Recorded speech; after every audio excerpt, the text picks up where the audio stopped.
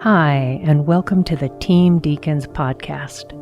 This podcast is a dialogue between Roger and James Deakins, often joined in the conversation by a guest. It's very informal, and we never know where it will go.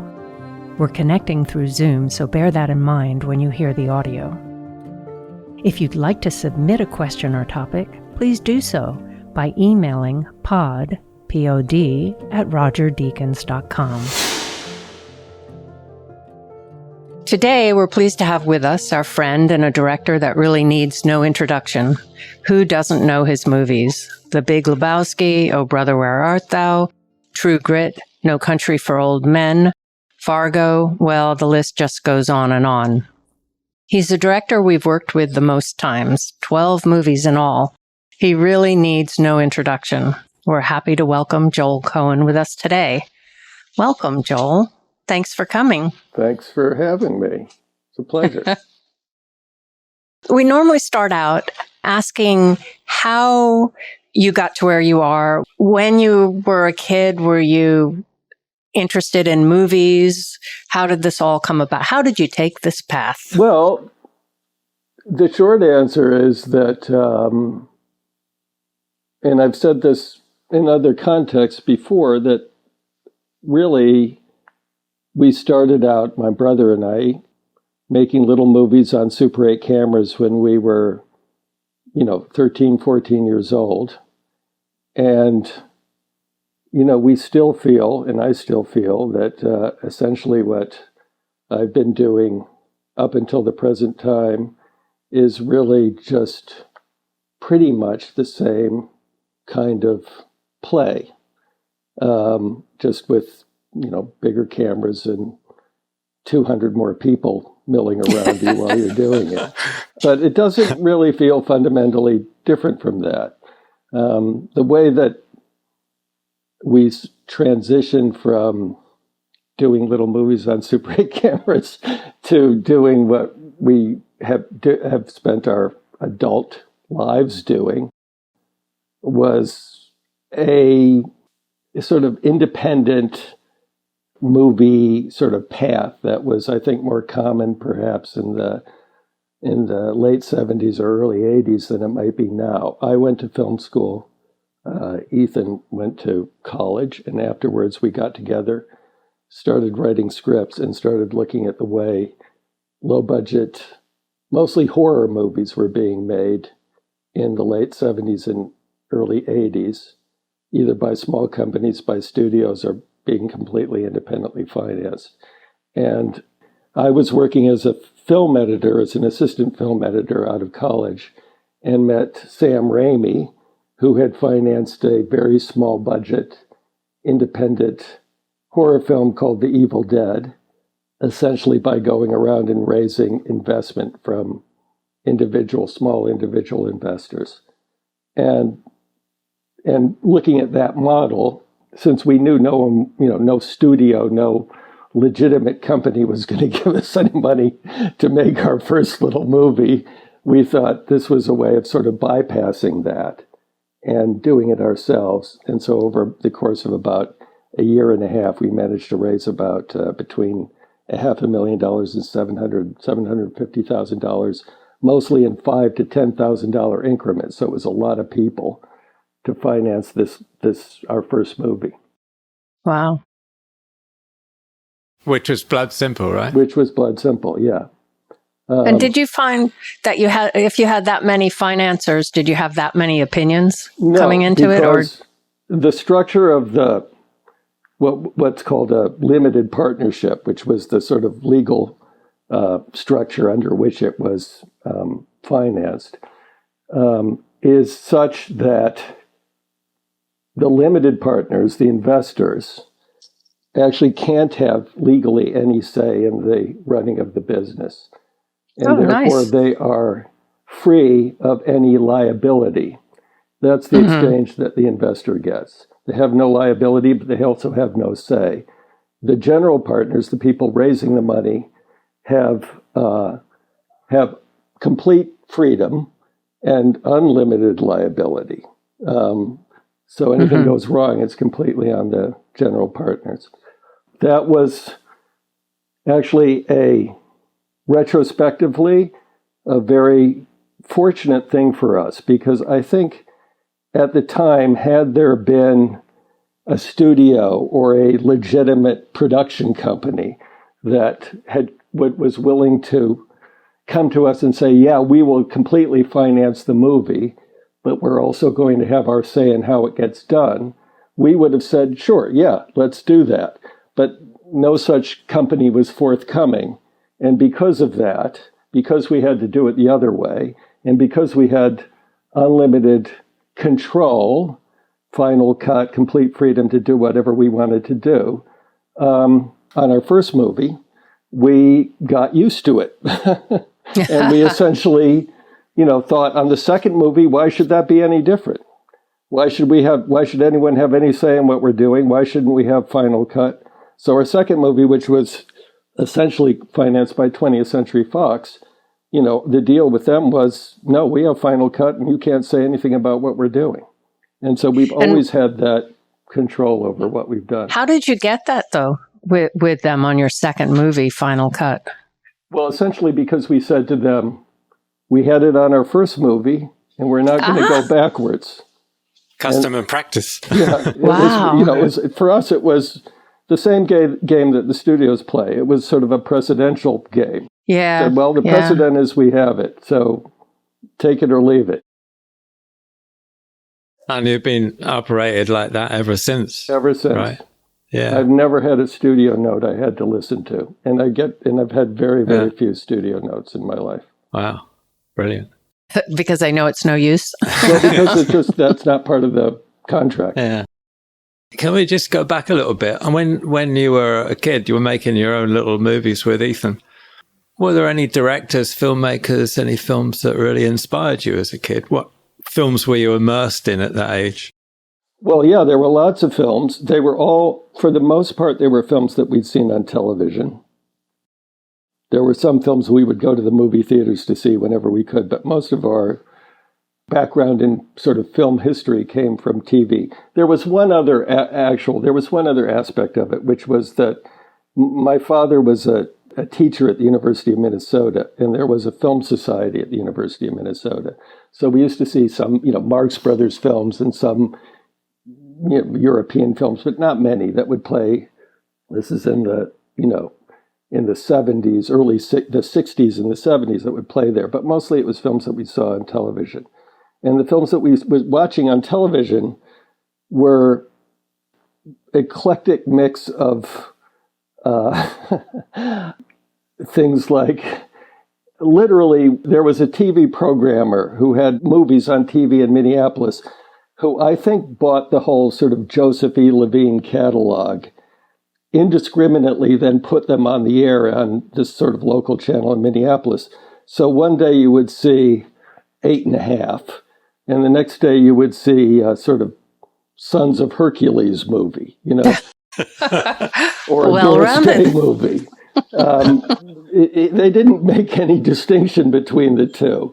And I think the fact that we were watching movies that way, where there was no distinction that was being made between essentially very sophisticated, auteur-driven European films and the crassest commercial movies that were being made. And we made no distinction between them in our own minds either. To us, they were the same thing. They were just different kinds of ways of expressing yourself. So, or different kinds of expression, I should say. Yeah. And so I think that was a good, or an interesting sort of background and an unusual one in sort of the history of cinema. Yeah, but I mean, that explains to me a little bit the first time why all your films are so different. How, like, okay, you take the first two films, Blood Simple, going from that to Raising Arizona. It's a huge change in kind of feeling and approach, really, even if not in exactly how you construct shots. I think that's right. I think part of that came from that experience. And the other part came maybe from something that I'm sure you're familiar with and everybody who makes movies is familiar with, which is that after you've spent however many months or years or whatever it is working on a particular kind of movie or shooting a particular kind of movie, if you've just spent 4 months shooting a big landscape movie, you're not so anxious to go back out and shoot another big landscape movie. You think maybe it would be fun to go in a studio and be able to control the sets and what you're looking at in a different way and not have to worry about the sun, So it comes partly from that too. And when you said that you were starting out and writing scripts, were you writing the scripts for yourself with the idea of you guys directing it, or were you writing it for other people? We were for the most part, I think we may have entertained at some point very early on this idea that we could write a script and sell it, and we were disabused of that notion pretty quickly. So we started, writing for ourselves. So the first few scripts we wrote were the first few scripts we made, really. So how did the ideas come about then? I mean, was that going from Blood Simple to Raising Arizona to Miller's Crossing? I mean, 3 very different movies.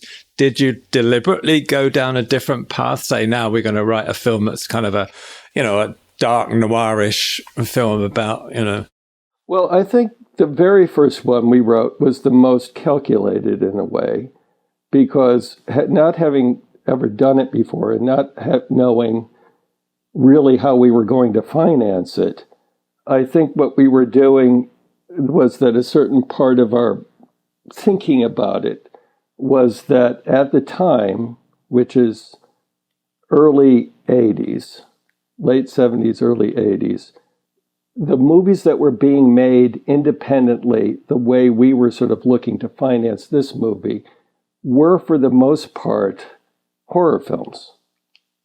They were things like, Nightmare on Elm Street, Friday the 13th, The Evil Dead. These were movies that were financed by limited partnerships, produced independently or with small companies, and would go out to drive-ins at the time or kind of chain movie theaters. And so we thought, well, we're going to do something let's do something which is essentially we can sort of convince people is a horror film, when in fact there were other things sort of more interesting to us that we wanted to sort of get into the story. We were sort of more attracted to certain kinds of noir thrillers and hard-boiled fiction from the sort of 20s and 30s and wanted to bring those elements into it. So it ended up, I think the movie ended up being a bit of a hybrid between a horror film and a sort of murder thriller film. But we weren't advertising that part of it. We were sort of advertising the horror film part of it and saying to potential investors, look, this guy in Omaha put $5-10 into Friday the 13th and made, $150,000 or something. We were looking at horror movie commercial models. After that, I think we then felt free to, write about whatever we were interested in without being quite that calculated. Yeah. I mean, one of the funny things that was sort of, I remember from, and I've made a joke of this over the years, but it's actually sort of true, is that when we were first messing around with little movie cameras, 8mm, Super 8mm movie cameras, the great thing about it was innately, I think we understood something about editing. And the funny thing about it is we didn't edit anything. The great thing about making those movies was we'd run around, shoot the movie, send it to the drugstore, and when we got it back from the drugstore, it was done.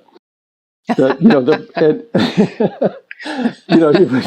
was nothing else to do. You put a little record music behind it, but we understood things like parallel editing. So we would go, if we want 2 stories to be happening simultaneously, we would literally shoot it, and then we'd run over to the next place where the parallel story is happening, shoot that shot. Then we would run back to the first place and shoot that shot. Then we would run back and run back and run back. We were cutting it in the camera, literally traveling around doing that kind of thing. But I think you have to which is insane. I mean, it's just crazy that we were doing that. But it also demonstrates the fact that we understood the fact that movies are cut. You know what I mean? That you're not just waving the camera around. You're actually going from one place to the other. We just didn't understand you could actually physically cut the film. So was it a shock to you when you had to shoot out of order? You didn't run to the next place and then come back to the first set? A little bit. I mean, I think when I got to film school, that became apparent to me. But when we were kids, it wasn't so apparent. And do you like the writing process? Yes. Well, I think I'm one of those people that I think if this medium didn't exist, my social existence would have been much more circumscribed, because I'm by nature more solitary than I am social. But what spending a life making movies has done, I think, is sort of offered me a social existence in something which I've come to really appreciate. And one of the things I like most about making movies, which is that it's a collaborative enterprise, not a solitary enterprise like writing or painting pictures or doing that. And that's kind of that's the thing I most like now about making movies. And I've really liked from the beginning, but it's not necessarily my temperament. So, yes, I like to write and I like to edit, because, you can pretend, you work in a bank and go into work at 10 in the morning and go home at 4. And it's a lot easier on your body. But making movies and shooting movies is important. And I know directors who actually don't like shooting. And I don't understand it. Yeah. I don't get it. I don't get how you spend your life doing this and not, if you don't actually like doing that, Yeah. Because that's the hardest part. But was it a kind of shock, though? I mean, how did you feel when you turned up on set with like 200 people, like you were saying earlier? Yeah, well, it was very weird. Ethan, and then the first, the first real movie set I was ever on was the first day of shooting our first movie. I'd never been on a movie set before. Wow, you must have been thinking it's so weird. Everybody keeps asking you questions and won't leave you alone. Yeah, no, it was very weird. It took me a while to. It took me a good 2 or 3 weeks to sort of, I think, recover from that in some weird way, that you feel like you're being assaulted. If you look at pictures of me, photographs of me during the first few weeks of shooting our first movie, they're a little scary because I don't look well. I look like I need to be institutionalized or something. Yeah, but obviously, we've known each other for a long, long time. I've always felt that you and Ethan always knew exactly what the end product was going to be, but somehow you were very collaborative on set. I always felt I was part of something that was a jigsaw puzzle that made up something at the whole. But I've always felt in the background that you knew exactly where you wanted to go from writing the script. How did you feel about that?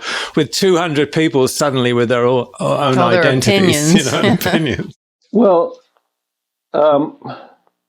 here's the interesting thing about that. I think it took me a couple of movies to understand, and it's interesting because probably the very few movies that we made before we met you, Roger, right?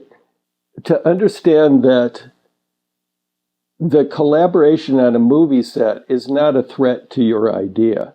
Because when you're young, when you're a kid, you're very defensive about your ideas, and you're very defensive about your process. You think somehow the Alfred Hitchcock thing, that when you start shooting, the only thing that can happen is something's going to go wrong. You've made the movie in your head, and now you have to start shooting it, and it's never going to measure up to what's in your head. So you get very defensive about it. And I think that's a disease of first-time directors or very young directors.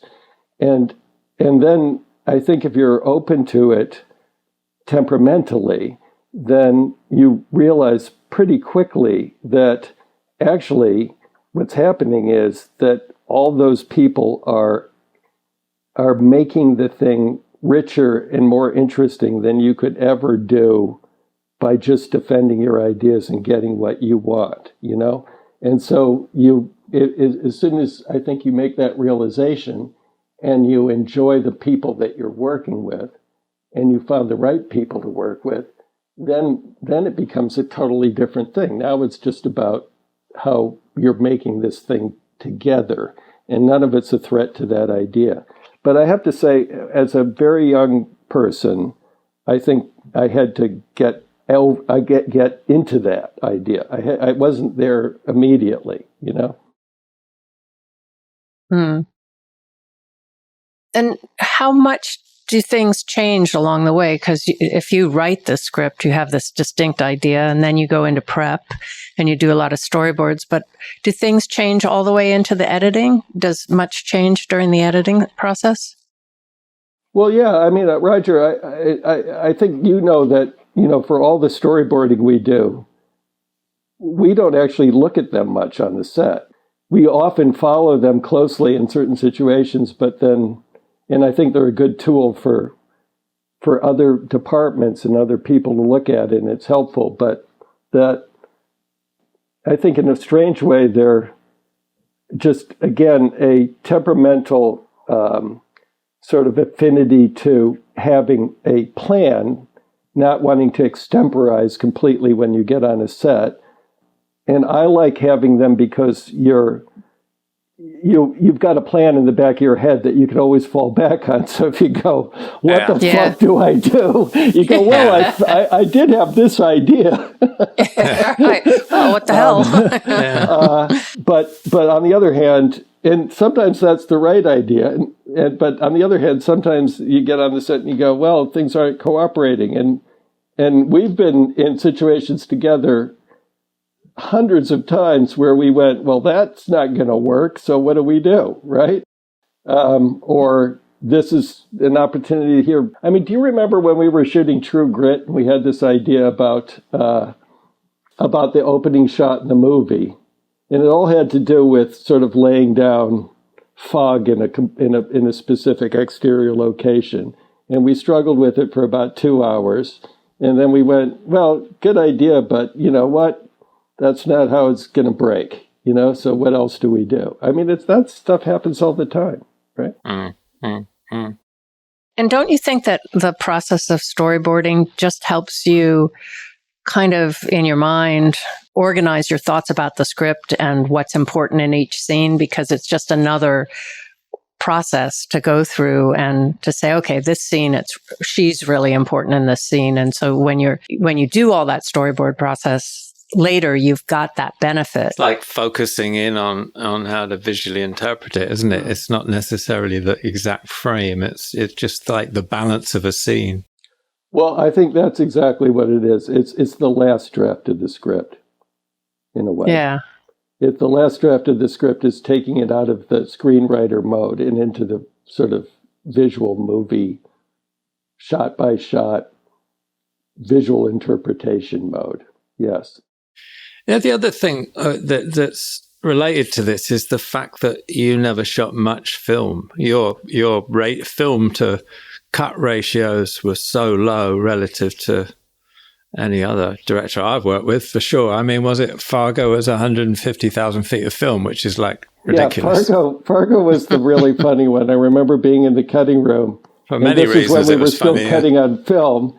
And, you know, you would put the film in these little white boxes on racks on the wall. And there was like 1/4 of one wall with a bunch of boxes. And that was the whole movie. That was everything we shot. It was a little disturbing looking at it, actually.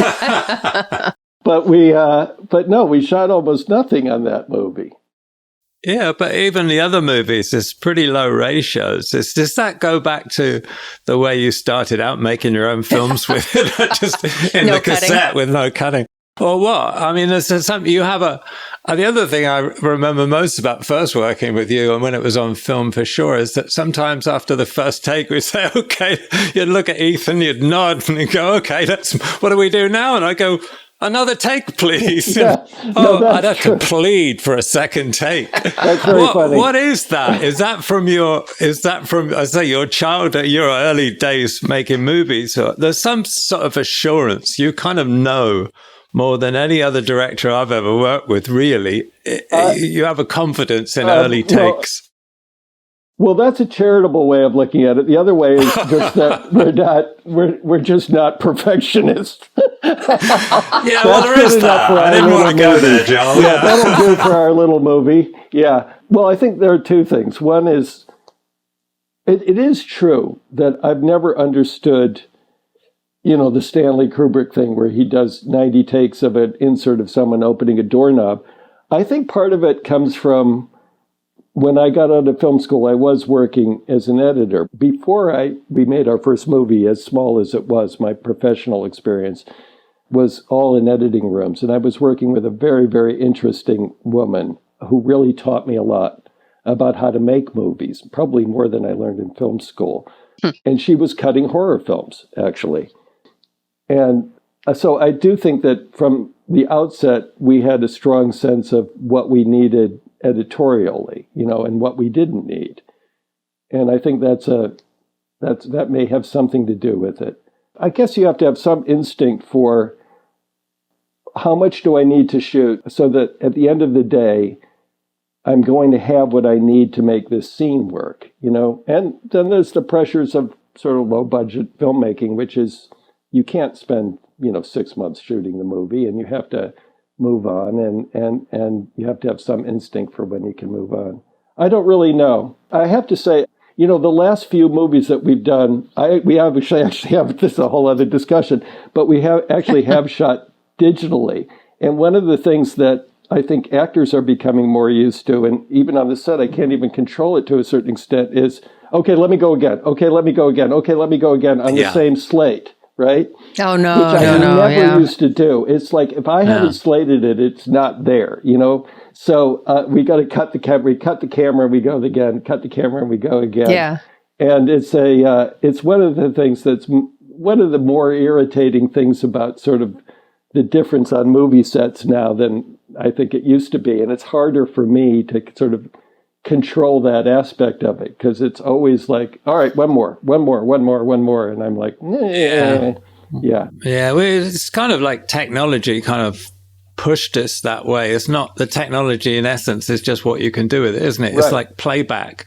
How many actors like to see playback between takes even, which slows the whole process down. And I sit there behind the camera, think we could have done 2 takes now while they're watching the playback. Does this make any sense? Just do another variety. You know what I mean? I do but know. Then the other thing, I remember making movies with you where you would be operating and there was no monitor. And after the take, I would say, how did it go? When you were going over here, when you were tracking or moving or panning over to something, and you go, no, there was a glitch at this point, and we go, okay, let's do it again.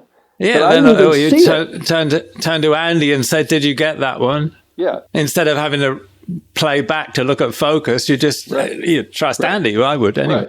Right. And, that kind of thing, when you've got all this technology to make the process theoretically faster and easier, and it's sort of slowing it down in some strange way. There was one interesting exception. I don't know if you remember this. When we were making The Big Lebowski, we started the first 2 weeks, and there was no playback capacity on the set.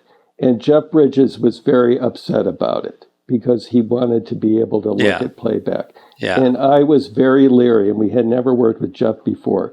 I didn't want to do it because I was afraid that Jeff was then going to come over after every take and look at the playback. And finally, he was so miserable at the end of the second week, we got playback. And the interesting thing to me was that Jeff, who's an actor who sort of totally grew up making movies. I mean, he is a screen actor. He's not in any way a stage actor. He's a screen actor. He used it very well. Every now and then he would come over and look at the playback, and he was great, actually. He'd go, okay, I get what the problem is, and was useful, you know. But he's an exception, because oftentimes in most cases, it's a time waste, or it's actually counterproductive, I think. Yeah, well, it certainly can be, can't it? I mean, on balance, surely it's a good thing. I mean, I certainly, if we want to talk about digital, but modern technology, I certainly sleep better at night, not having to wait for Daly's report in the morning from the lab, you know. Yeah. I've only ever had one real problem from the lab, but I called them up one day. We shot on a Sunday on a train station, which is the only time we could get there. And the lab said, it looks great, Roger. It looks great. The only thing is the yellow layer dropped out. But it still looks nice. You know, is it a fantasy scene? It should fit in very well. So there's no yellow layer. Yeah. I don't know how you do that, even chemically. I don't know how that works. But that's very funny. That's the call from the lab you don't want to get. Yeah. No, you don't. I'm actually I'm much more, as you know, I have a long history with the difference between film and digital. I'm completely sort of enamored now of certain aspects of digital photography. Yeah. But just like anything else, you go, it's a technological medium. The technology moves on. The technology, on balance, always or almost always affords possibilities that you wouldn't have had earlier, and you don't want to lose. You don't want to go backwards. On the other hand, there are artifacts and aspects of the old technology which wither, and it's very unfortunate that those things get lost then forever because they're not practiced anymore, you know? Right. And those are parts of the art form that essentially disappear. And it's the disappearance of those things that you kind of mourn, even though you kind of know, well, you have to keep marching on. And it's always been like that. I'm sure since the beginning of movies, it's those things wither and die. Yeah, absolutely. Getting back to, editing and coverage and the amount of film or pixels you shoot these days is very low. Do you ever get in the cutting room and, well, you say your experience in the editing room led you as well to do fewer takes and know the coverage you wanted. But I've worked with a director who had been an editor, and they wanted to shoot everything with like 5 cameras and just shoot. Right. So do you ever get in the editing room and think, well, I don't have enough coverage? Like on Fargo, I mean, you joke about how few trims there were in the room, but you didn't really need anything more, did you? No. Or did you? No. At the end of the day, I don't think we did. But actually, the short answer to your question is yes, it does happen. Yeah, I was a fucking idiot for not. Why didn't I turn the camera around and get an angle on so I could cut, there? Or why did I shoot? Yeah, so it does happen. But I think it's what we were talking about before. If you have some instinct for what you need, the minimum amount you need, even if you're missing something to make a scene work, it's amazing what you can do in an editing room. And this is one of the things that this woman, Edna Paul, this woman I worked with after I got out of school, taught me. She said, look, it's not what you were planning on doing, right? It's not what the script says. It's not what the storyboards say. It's just what the footage says. So look really closely at the footage. And usually the footage is going to tell you what to do and what you can do. And it's going to tell you that there are more ways of doing this than you expected, right? Yeah. She's and that was a really deep lesson. And I think it's true. I think if you have some instinct for coverage, even if you miss something here and there, you go, but you know what? I can cut from here to here to here, or I know enough about editing, so even though this is a goofy cut, I can make it work because I know if I cut on a certain kind of movement, nobody's going to notice. It's all kinds of ways of sort of of getting yourself out of trouble that way. On the other hand, we have done things where we've cut the film, as you know, and then we've gone back and shot, well, I need this insert, or we didn't get this shot, and let's shoot it now. Didn't get the mosquitoes, yeah. Yeah, exactly. But some directors, quite a lot of directors will say, well, we like working with an editor because the editor watches dailies without any preconceived ideas. Yeah, it's a good idea. I knew you would react like that. No, it just, well, again, going back to the, I think when you and Ethan start writing a script, you have such a concept of the whole thing that you know, like on The Man Who Wasn't There, I remember we shot a scene as a sort of profile 2 shot, and it was like 10 o'clock in the morning by the time we got a good take of that. And then we said, oh, who do you want to start on overs? And you both looked at each other and, overs? I said, they're here on the storyboards. And you said, no, we don't need overs. And I said, well, what are we going to do now then? And he said, well, we better go home or something like that, because there was nothing else to do. Those were the good old days when we went home they were the good old days. Afternoon. I love that. I know. Well, look, it's always... I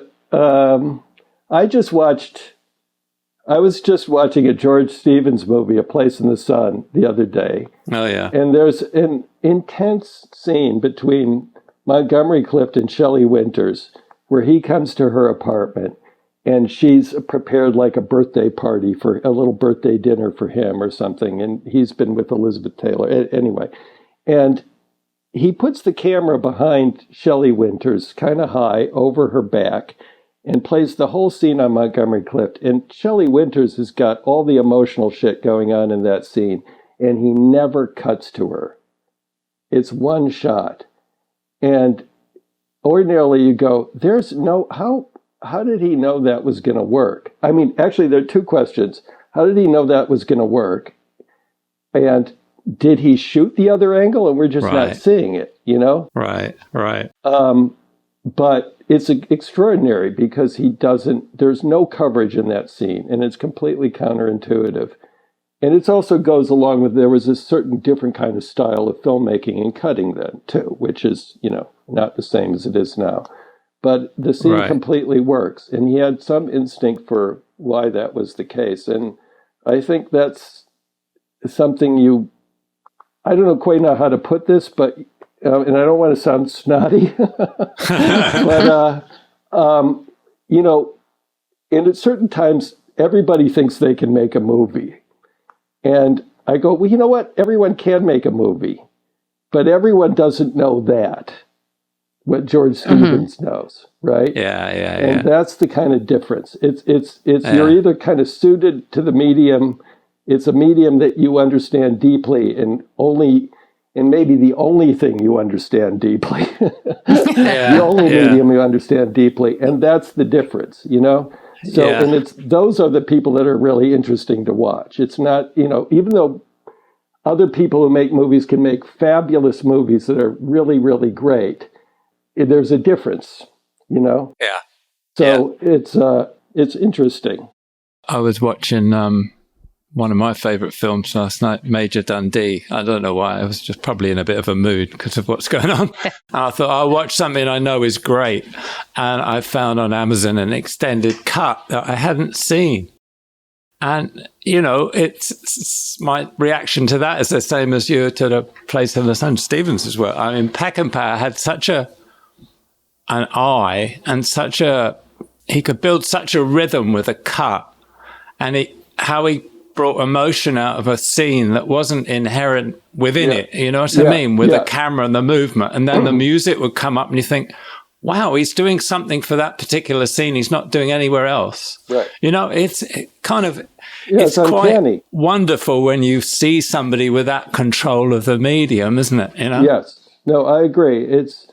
I don't think it's something that if you watch enough movies, if you're involved in making them, if you watch enough, if you're alive to that, it's a whole other level of sort of appreciating or knowing what's going on with the craft of making them. Yeah. So do you watch a lot of do you watch a lot of movies anyway? I mean, maybe you're watching more now in lockdown, but do you go back and watch movies a lot? And who are your favorite filmmakers now? Has it changed since when you were a kid? Well, when I was a kid, I as I say, I didn't really. I had enthusiasms that were all over the place.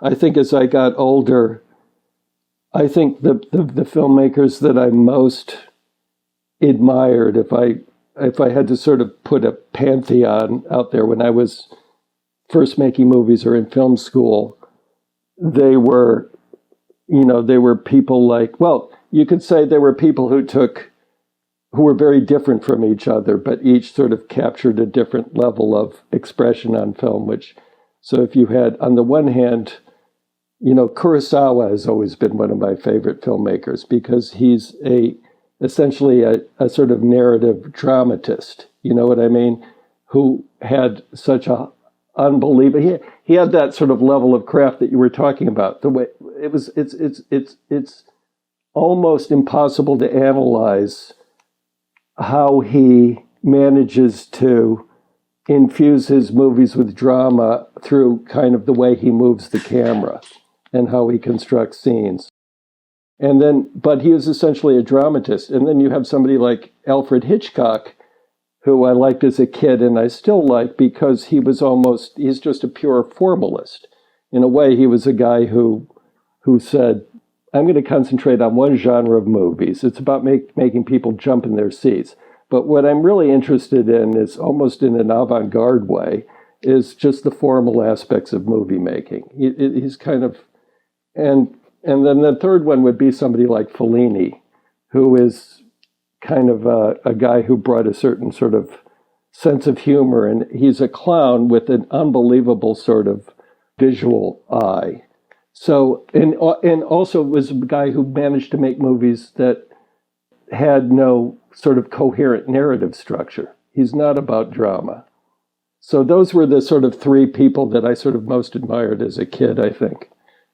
And there are movie makers I didn't like as a kid who I've grown to appreciate as I've gotten older. I didn't like John Ford when I was a kid. I thought those movies were kind of boring and hokey. And as I've gotten older, I've sort of gotten to appreciate him as a filmmaker more than I used to. Orson Welles. I wasn't into Orson Welles. He was one of those guys who go, yeah, I know he's a genius, but I just don't like his fucking movies. And I've kind of gotten a different sort of kind of appreciation for Orson Welles. And now? Of contemporary filmmakers? Yeah. I think this Andrei Zagintsev, the Russian filmmaker, Yeah. I mean, he's amazing. Yeah, it's incredible what he can do, isn't it? He's somebody that has that control of the medium and can hold a shot until it becomes something totally unexpected. Exactly. Yeah. He's a guy you go, I don't know, he was born to make, that's his medium, right? He's not a writer, he's not a painter, he's not a guy who should be doing this, that, or the other thing. He's a guy who should be making movies. I mean,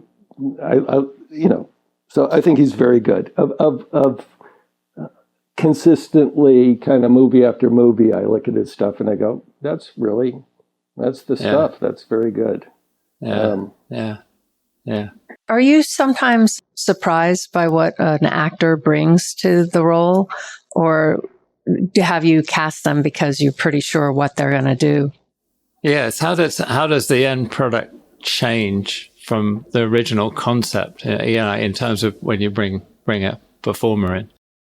Well, that's interesting. I mean, sometimes you are pretty sure about what they're going to do, and sometimes a good example of the opposite of that, I think, is Javier Bardem in No Country for Old Men. I actually didn't know what he was going to do, but I did know that whatever he was going to do was going to be interesting. I thought, I don't know what he's going to do, but I'm pretty sure it's going to be interesting, whatever it is. And so that's what we're going with. And then there are actors that, we've worked with a lot that you go, well, I'm I know what they do, and I think I know what they can do that I've never seen them do. And let's try that. So if you kind of think about that way, that's more like, I don't know, Brad Pitt in Burn After Reading or something, Yeah. Let's let Brad play that kind of a part, because I'm pretty sure he could do it really well, but I don't think I've seen him do it exactly. And for instance, in Fargo, when you read Bill Macy's part, it was not very accessible. And yet when he played it, he was so pathetic that you couldn't kind of really hate felt him. for him, couldn't you? Yeah. Did you know that was going to happen? Yeah, it was just interesting because I'd worked with him before on Homicide, and I didn't expect anything like the performance he gave in Fargo. So when I'd read the script and knew that you were casting him, I didn't see what the result was. But did you? Did you know that was going to go that way?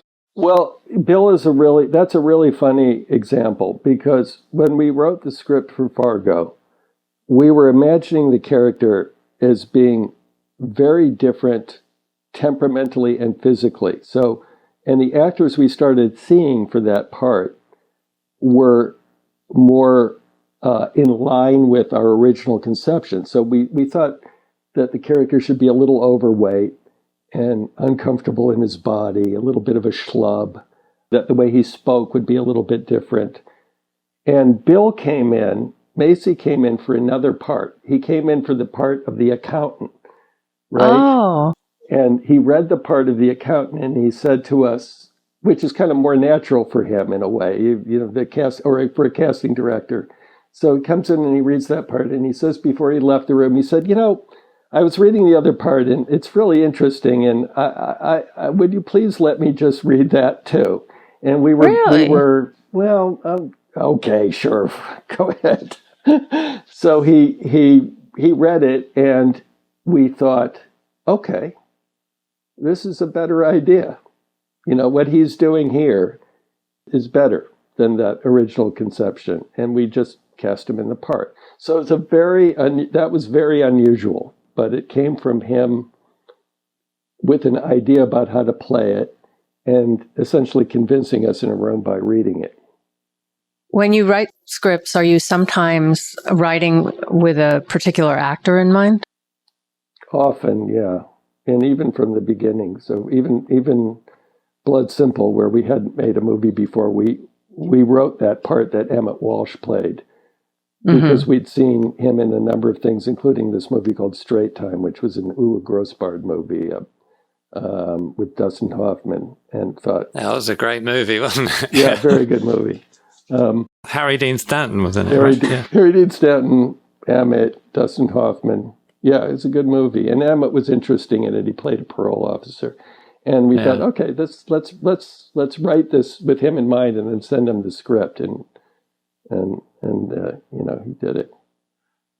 So yeah, and then as we've worked more with actors over the years, then it's just become it's just like any other collaboration, really. You find people you really love working with, and you kind of go, well, let's do another. Let's see what happens on this one. That's interesting. While we're on Fargo, I mean, that had a very different style. I worked with you twice before then on films that are quite stylized. I mean, Hudsucker was right before that, right? Wasn't it? Yeah. Which is very stylized, and then suddenly Fargo was almost drama documentary. Yeah. I know that was, I think, our trying to embrace the kind of Midwestern part of the movie. It's interesting, both from a camera point of view and also from a design point of view. I remember we were working with Rick Heinrichs on that, and we kept saying to Rick, don't do anything interesting here. Yeah. Or we're not going to use it. I remember that. I remember us all standing in that Radisson Hotel, right? Yeah. Do you remember this? Yeah. In the hallway. And we were looking down the hall. Rick was saying, how about this? And you and Ethan looked at each other and then slowly shook your heads and said, it was too interesting. And Rick said, all it is a corridor with a couch and a painting on the wall. And you said, well, maybe if there was no painting, it would be all right. I mean, it was like, but it really informed the direction you wanted to take the whole thing. That was one of the early scouting days, I remember. It was really funny. No, it's really funny, but that's really true. I think the only thing Rick actually got to do that he got any pleasure out of was making that Paul Bunyan statue. Oh, yeah. But yeah, the rest of it was, look, we want the most banal, soul-crushing kind of architecture and landscape and no set design, please. Yeah. Hudsucker was quite a lot of money. And then you go from that to Fargo, which was quite little money. Yeah.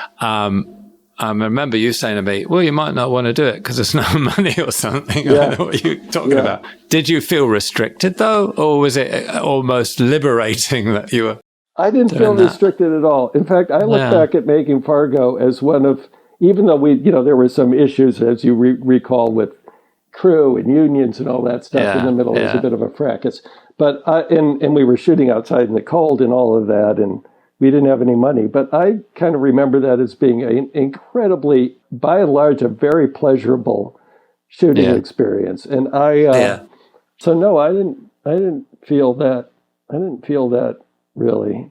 Hudsucker was a little different. Hudsucker, I'm glad we had the opportunity, honestly, to work.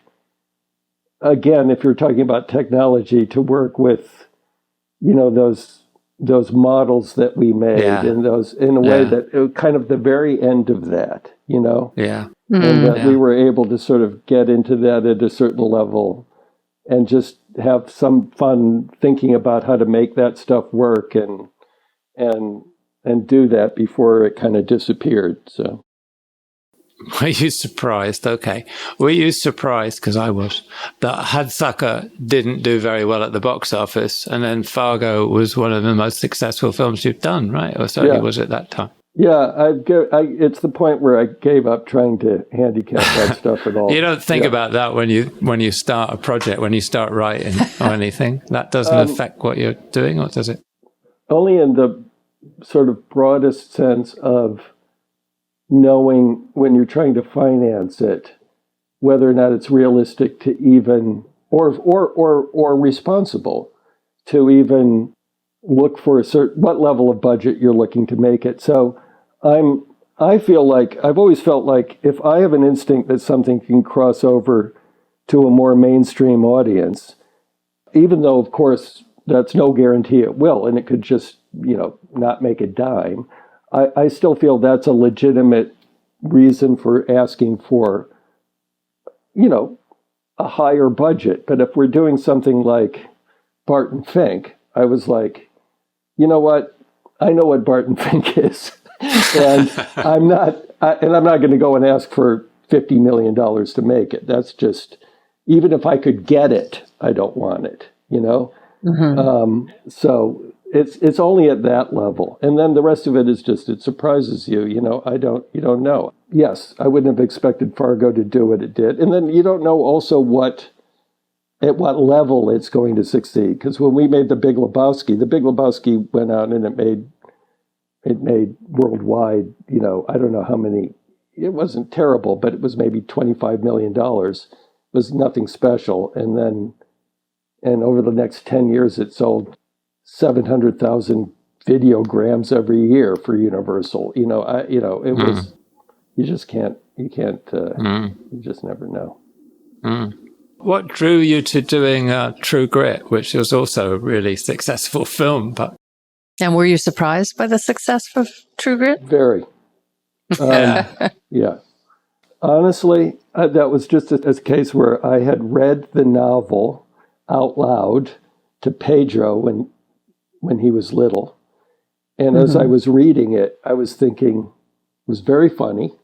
And I thought, this would make a good movie. Of course, knowing in the back of my head, it had already been made into a movie, but not really knowing the original movie and not really caring.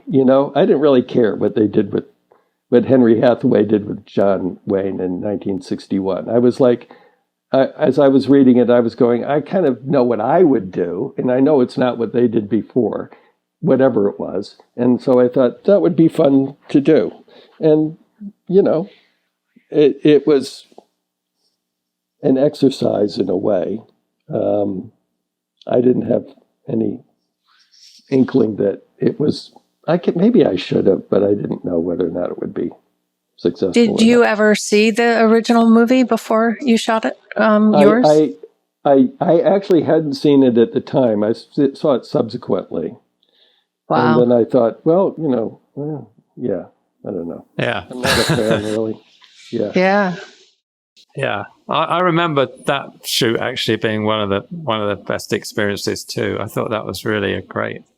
Yeah, that was a lot of fun. Fun time, that. Except for the first day. Yeah. Well, except for the first the day. blizzard. Yeah. Describe it. Well, the first day was, we were shooting about, probably about 2 hours outside of Santa Fe, or an hour and a half outside of Santa Fe. And we drove out the night before. I drove out in a driving blizzard thinking, And the next morning, the set was under at least, probably, I would say without exaggeration, was under at least like 1.5 feet, 2 feet of snow, right? Yeah. Yeah. But actually, the interesting thing about that day is we kind of managed to salvage it in a way I would never have thought when I first drove into the base camp in the morning, because we went down closer to another location, closer to Santa Fe, and shot the afternoon in sort of perfect conditions for that scene. Yeah. Yeah, it was quite extraordinary because we were standing out in the middle of the snowscape, right? And it's totally not what you wanted. And all the trucks were kind of snowed in. What the hell are we going to do now? They couldn't move. The trucks were stuck. Yeah. I think it was Mitch, wasn't it? Just took a couple of stake beds and off we went to this other location, kind of like 100 miles away or something. Yeah, it was. And actually, it was perfect. That I remember also during that afternoon when we got out there, the snow gradually melting on that location as we were shooting. I mean, the whole thing was kind of extraordinary, just how it worked out. Yeah, that was a lot of fun, that show. Yeah. And where did the idea for The Man Who Wasn't There come from? It's one of our favorite movies. Yeah, is that a homage, as they say, to I don't know. I think it was mostly our thinking about James M. Cain, who made movies. Yeah. He made sort of murder stories or thrillers, really, whatever you want to call them, that were very kind of tied up in the quotidian existence of their sort of main characters, the day-to-day lives of these characters, which was rather banal. So, you have in Mildred Pierce is about a woman who starts a pie shop and Double Indemnity is about an insurance salesman, and Postman Always Rings Twice is about a kind of itinerant guy in a Greek diner, So we thought, well, it would be interesting to go with that idea and make a movie about a guy who's a barber who, well, I remember we were at a screening of one of our movies before we made The Man Who Wasn't There, just before, in Austin, Texas. It was an old movie we made. I think it might have been I can't remember which. And Ann Richards, the governor of Texas, was at the screening. And she came up to me after the screening and she said, "What are you doing next?" And I said, "Well, we're making a movie about a barber that wants to be a dry cleaner." And she looked at me. It was a long beat. And she said to me, "I'm trying real hard to get excited about that." That's great.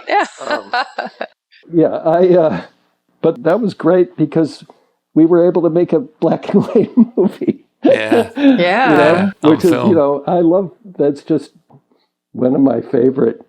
If I could do everything in black and white, I think I would. Yeah. Did Billy Bob surprise you at all with his interpretation? Yes. I mean, that's a really, really hard thing to do, which is to play a sort of affectless character. Yes, I remember Billy coming up with ideas for this scene or that scene. In between takes, he would say to me, I had this idea. Should I do this, that, or the other thing in this scene? And then he'd go, or should I just be Ed? I'd just be Ed. Nothing fancy.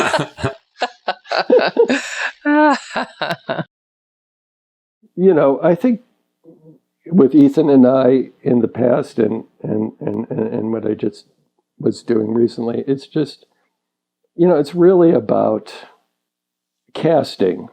I sort of have to trust the actors once I cast them that they're going to do their thing, just like I trust, whoever else I'm working with is going to do their work in their own way, the way they need to do their work, and it's all gonna work for the story. So you've either cast it correctly or you haven't. I think beyond that, the principal thing, and I learned this, I think, pretty early on, is that actors will do absolutely anything for you if they trust you to the extent that they trust you that you are not going to make them look bad. And if you manage to convince them of that, then they'll do anything. But if there's a lingering suspicion that you might not be trustworthy that way, then you're in trouble. So the issue is how do you make them trust that whatever happens, they're not gonna look bad, whatever they try to do. And that's just a kind of interpersonal thing at a certain level. And the other part of that, I think, is trying to understand or learn quickly, because all actors are different in terms of their process, what they need to get where they need to go. Try and learn as quickly as possible what that is for each actor, what's going to make them, how do they work? Because they work differently, some need a lot of backstory and blah, blah, some are like, couldn't care less, So I find it's been my experience that I find it very interesting to work with actors that have also written. Oh. Because if you work with an actor that's also written, you can talk to them about a scene both from a dramaturgical point of view and from an emotional point of view, whichever pertains most usefully. So if you could say, a good example of this is, Roger, I don't know if you remember this. When we were doing No Country for Old Men, we rehearsed a scene with Woody Harrelson, where he was, and Steve Root, where Woody was chewing gum in the scene. Yeah. Yeah, he also, when in the rehearsal, he had it on his Hawaii shorts and a T-shirt, didn't he? He didn't look anything like the character. Yeah. He was wearing his Hawaii, he was chewing gum. So I said to Woody afterwards, the rehearsal, I said, Woody, I don't want you to chew gum in the scene. And he said, why? And there are actually two reasons why. One was an emotional reason, which is it makes you too casual. I don't think you would be chewing gum in this situation, and it conveys something that's too casual.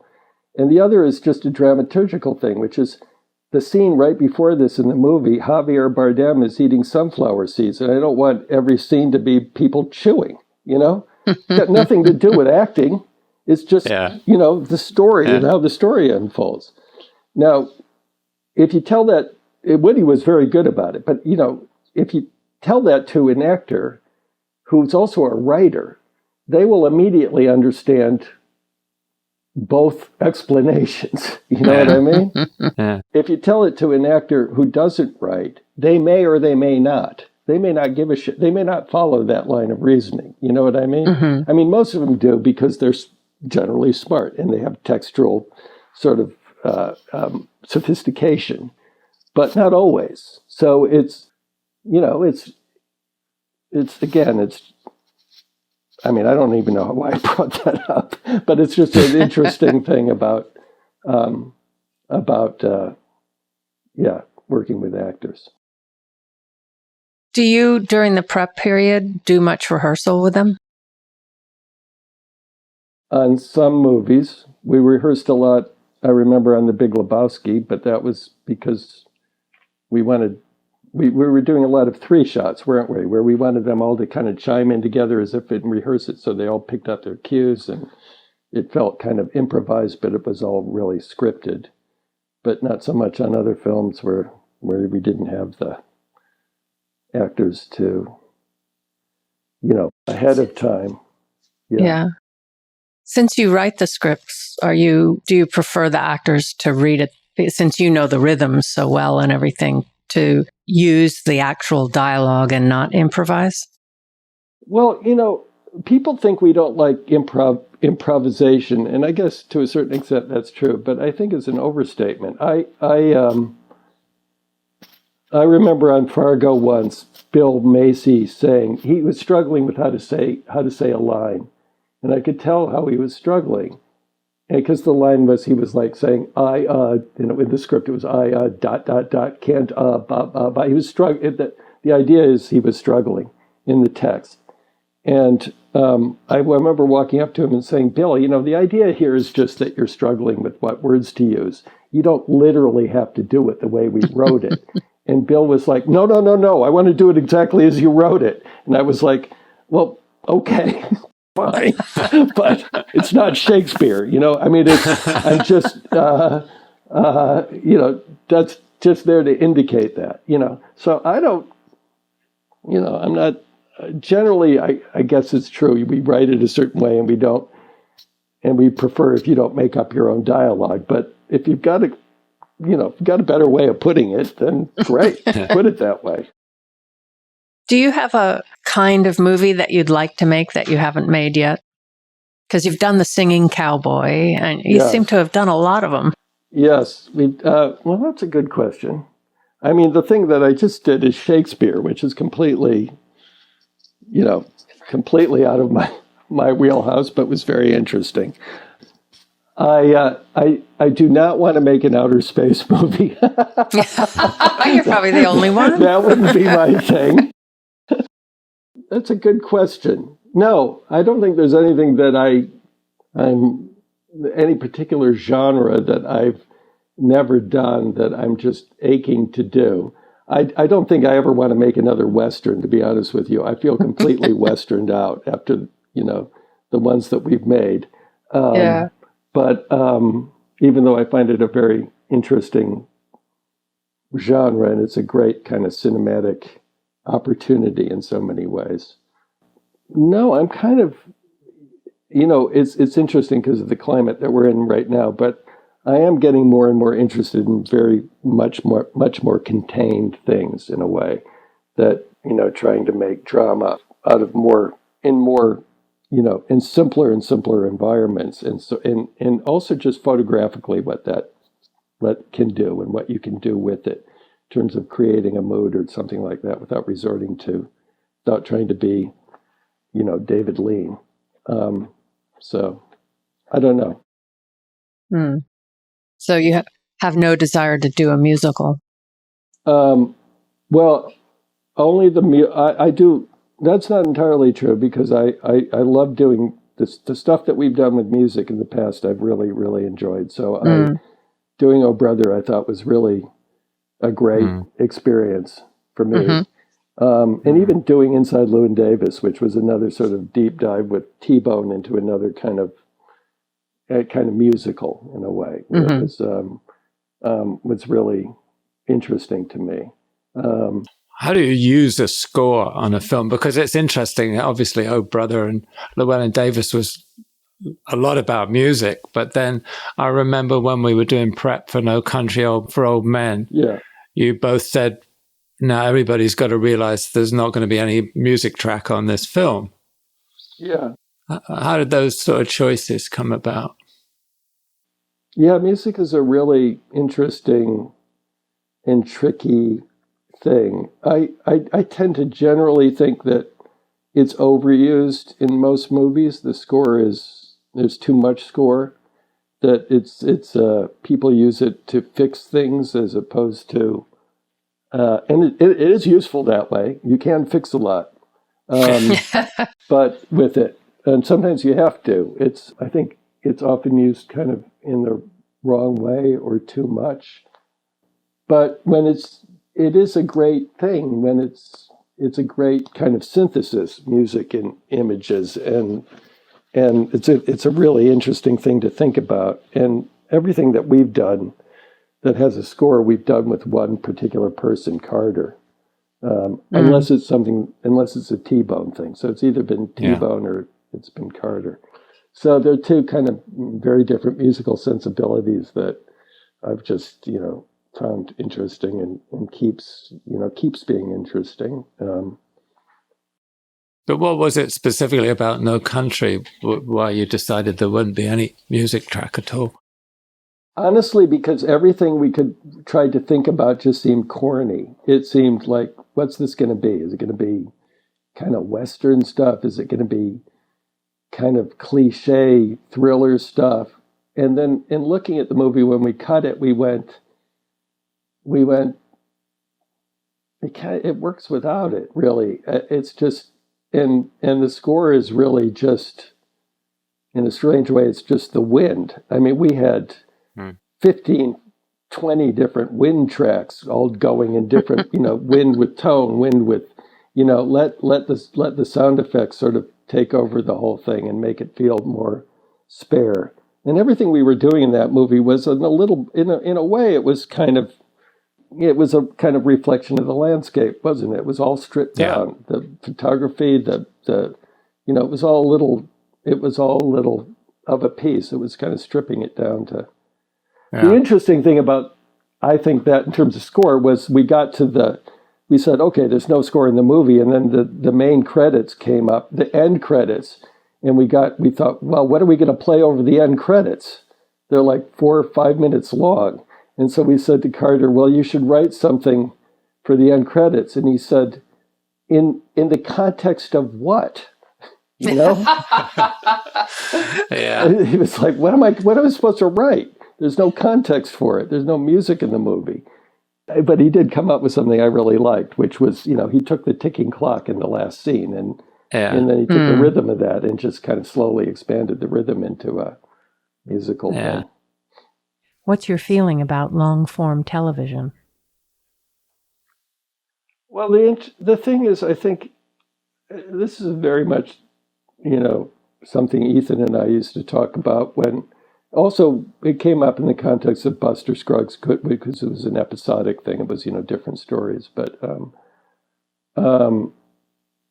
I've never really, I don't think as writers, when we would sit down to write something together, just aesthetically or temperamentally, it was, long form was never something we could really get our heads around. And there's so much about, I think, television. It's a different paradigm. I mean, and not to be sort of shitty about it, but, you can look at stories as, they have a beginning, a middle, and an end, right? But so much of television is it's got a beginning, a middle, a middle, a middle, a middle, until the whole thing dies of exhaustion. It's been beaten to death, and then you figure out a way of ending it. You know what I mean? That's how long form television works, or a lot of it, right? So it's a hard thing to get your head around. And in fact, what we were interested in, I think Ethan and I, in the last thing was how to write short things, what shorter things might look like. But I've seen good stuff that I have, there's been good stuff that has long form. I think that's also true, by the way, I think it's also true of documentaries now. Documentaries now are 10 hours long.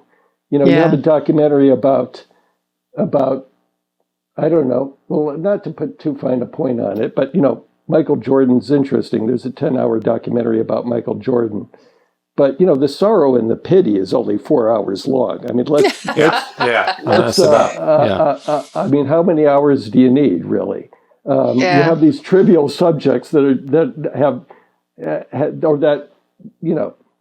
8 hours of such and such documentary on Netflix, and you go, this might have been a good 2-hour documentary. Yeah. Yeah. There was that wonderful series, Wild Wild Country, about the fanatical religious order up in Oregon, was it? Yeah, which was it would have 6 hours. Brilliant as 2 hours, but 6 hours, exactly. It's like, but you're not going anywhere.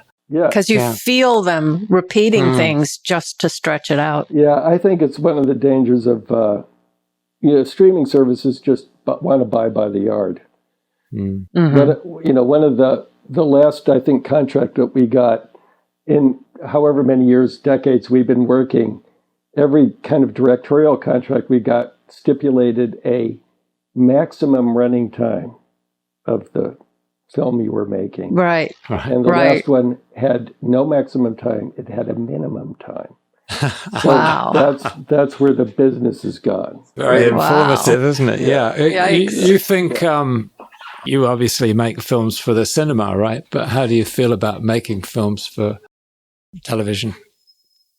I think like every filmmaker, or like many filmmakers, I'm very conflicted about it. On the one hand, as filmmakers, we're all disturbed by the prospect of doing what we do to be seen on ever diminishing platforms, right? So you just don't want to be making, Lawrence of Arabia to be seen on an iPhone, and that's a depressing thing. And all the kind of work you put into it, from every aspect of it, you want to be seen in the best possible theater. I've always said to Fran, for a filmmaker, any screening that you do, forget about the audience. The success of the screening is in direct proportion to the quality of the room. If it looks good and it sounds good, you're happy, even if the audience hates it. That's obviously an overstatement and a joke, but you don't want your stuff seen on tiny. On the other hand, when Ethan and I got into the business, the only reason we've been able to make movies for the last 30 years or however is because from the very beginning, the kinds of movies we made had a financial backstop, which was the ancillary markets of home video, which is essentially television. So people were willing to finance our movies because they thought whatever your movies do theatrically during the 90s and the 2000s will always be able to monetize what you've done so we don't get hurt, because there's a television market, DVDs or VHS things or HBO or whatever it used to be on. So our whole career really was made possible by the fact that there was a television market. So for me to now say, I'm not going to make anything to see it on Netflix, I kind of go, well, that's kind of odd. I can't really bust on that's just another aspect of that market, which you owe your whole sort of movie making life to. So I can't be precious about it. I can't be sort of Chris Nolan about it or Quentin Tarantino. I go, look, I want my movies to be seen on big screens. And in fact, I would like anything that's seen primarily on television. I would like the people who ordinarily would go to my movies in a movie theater and want to see it that way to at least have the opportunity to do that. That would make me very happy. And then let everyone else see it on TV, Do